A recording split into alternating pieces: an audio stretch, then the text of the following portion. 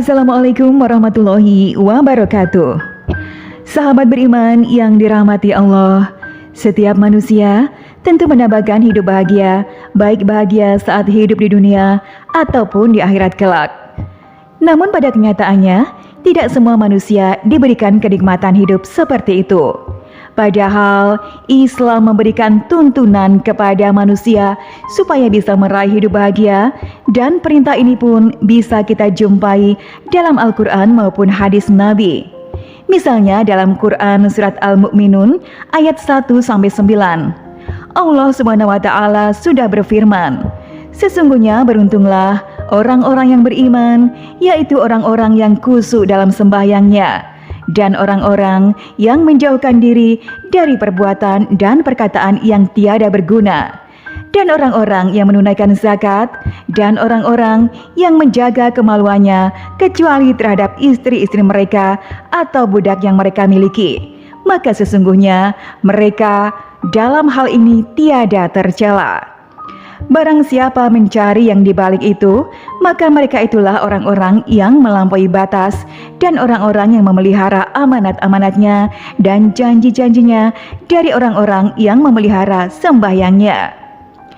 Dari ayat tersebut bisa disimpulkan bahwa untuk mencapai kebahagiaan dunia maupun akhirat sebetulnya tidaklah sulit. Akan tetapi, kita sebagai manusia yang terkadang justru malah membuat itu menjadi sulit sendiri. Oleh sebab itu, supaya hidup kita bisa bahagia dunia maupun akhirat, Islam mengajarkan 3 poin penting yang harus kita kerjakan. Yang pertama, beristighfar saat jatuh dalam kubangan dosa. Tatkala berbuat dosa, iman seorang mukmin akan mendorongnya untuk segera inabah atau kembali kepada Allah dan bertaubat. Oleh sebab itu, Allah Subhanahu wa taala tak bosan-bosannya menyuruh kepada hambanya yang beriman untuk segera bertobat. Dalam Quran surat Tahrim ayat 8, Allah Subhanahu wa taala berfirman, "Hai orang-orang yang beriman, bertaubatlah kepada Allah dengan taubatan nasuha atau taubat yang semurni-murninya." Begitu juga dalam Al-Quran surat An-Nur ayat 3, Allah Subhanahu wa taala pun berfirman, "Dan bertaubatlah kamu sekalian kepada Allah supaya kamu beruntung." Dari 2 ayat tersebut bisa disimpulkan bahwa jika seorang beriman berbuat dosa, maka ia akan menjadikan imannya sebagai tempat berlindung.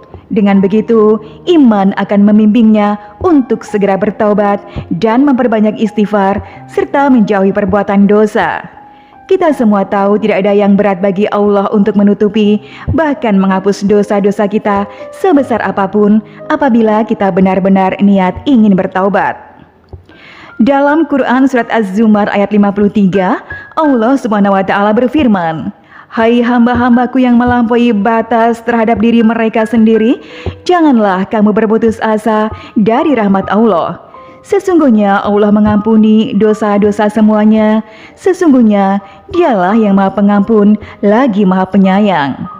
Dari ayat tersebut, seolah-olah Allah ingin mengatakan kepada hambanya yang masih punya iman untuk segera bertobat, tak peduli seberapa besar dosa yang pernah mereka kerjakan dan seberapa banyak dosa yang sudah ia kumpulkan. Karena kita semua tahu Allah adalah Tuhan yang Maha Pengampun, Maha Penyayang, dan Maha Penerima Taubat. Yang kedua, memiliki rasa selalu bersyukur. Kalau kita mau menyadari anugerah yang telah diberikan Allah Subhanahu wa taala kepada kita, bisa dikatakan anugerahnya tak terbilang jumlahnya. Anugerah tersebut terdapat pada badan kita, harta kekayaan, keturunan, tempat tinggal, dan segala macam urusan duniawi. Akan tetapi seolah-olah nikmat tersebut tidaklah tampak pada diri kita, sehingga yang terjadi adalah kita akan selalu merasa kurang dan akan terus kurang. Seandainya manusia tak bersyukur, diminta untuk mengembalikan apa yang pernah Allah berikan, tentulah orang tersebut tidak akan pernah mampu menggantinya. Namun Allah dengan maha belas kasih-Nya tak pernah meminta sedikit pun dari harta kekayaan yang kita dapat. Allah hanya meminta waktu sedikit saja dari kita untuk bersyukur dengan apa yang diberikannya kepada kita. Dalam Quran surat Ibrahim ayat 34, Allah Subhanahu wa taala berfirman, "Dan jika kamu menghitung nikmat Allah, tidaklah dapat kamu menghitungnya.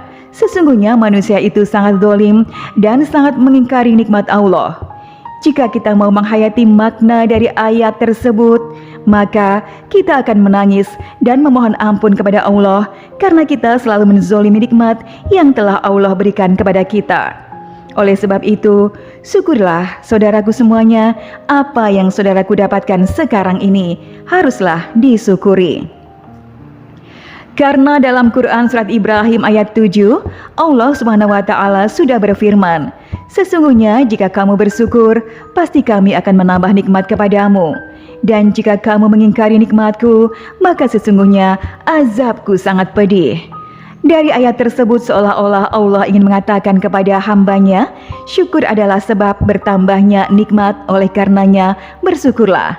Namun, jika kita mengingkari nikmat yang Allah berikan, maka siap-siaplah, azab Allah sangatlah pedih. Ketiga, bersabar saat diberikan ujian. Dalam Quran surat At-Takabun ayat 11, Allah Subhanahu wa taala berfirman, "Tidak ada suatu musibah pun yang menimpa seseorang kecuali dengan izin Allah. Dan barang siapa yang beriman kepada Allah, niscaya dia akan memberikan petunjuk kepada hatinya. Dan Allah Maha mengetahui segala sesuatu." Ayat itu menjelaskan bahwa bila seorang mukmin yang sedang ditimpa musibah, lantas ia menyadari bahwa musibah tersebut adalah ujian dari Allah, kemudian ia menerima musibah tersebut dengan lapang. Lalu memohon petunjuk kepada Allah, maka insya Allah Subhanahu wa taala akan mengangkat derajat orang tersebut dan Allah akan menggantinya dengan yang jauh lebih baik. Oleh sebab itu, apabila kita sedang dalam musibah, hindarilah sebisa mungkin untuk mencela musibah tersebut. Akan tetapi bersabarlah dan terus meminta petunjuk kepada Allah supaya diberikan jalan keluarnya.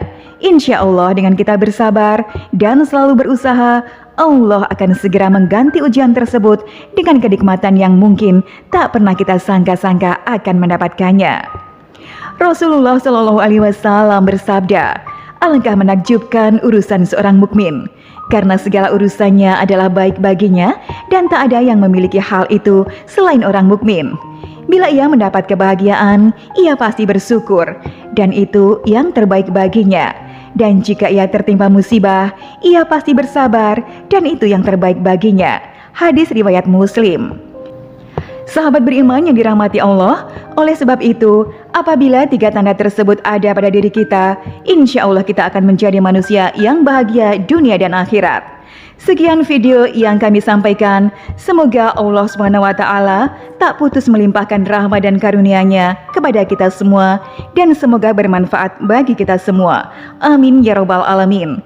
Wassalamualaikum warahmatullahi wabarakatuh.